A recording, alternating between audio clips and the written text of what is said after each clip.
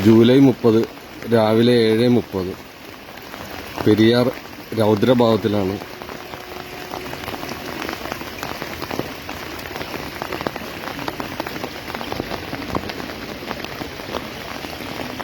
പ്രതിമയുടെ പകുതിയിലധികം മുങ്ങിക്കഴിഞ്ഞു.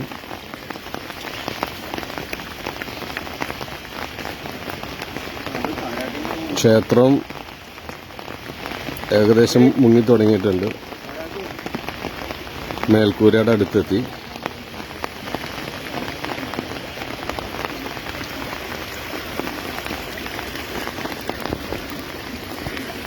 ഇത്ര ശക്തമായ ഒഴുക്കുണ്ടെങ്കിലും ട്രെയിൻ പോകുന്ന പാലത്തിനടിയിൽ കുടുങ്ങിയിരിക്കുന്ന ഒരു മരം അത് ഒഴുകി പോകുന്നില്ല. അപ്പോൾ അത്രയും വലിയ മരമാണ് അവിടെ കുടുങ്ങിയിരിക്കുന്നത്.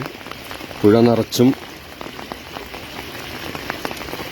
മാലിന്യങ്ങളും മറ്റ് മരങ്ങളും എല്ലാമായിട്ട് ഒഴുകിക്കൊണ്ടിരിക്കുകയാണ്. ശ്രദ്ധിക്കേണ്ട ടൈമാണ്. പ്രളയത്തിന് സമാനമായ രീതിയായിട്ടാണ് എനിക്ക് തോന്നുന്നത്. ഈ മഴ ഇങ്ങനെ നിന്നാൽ വലിയ പെട്ടെന്ന് വെള്ളം കയറും.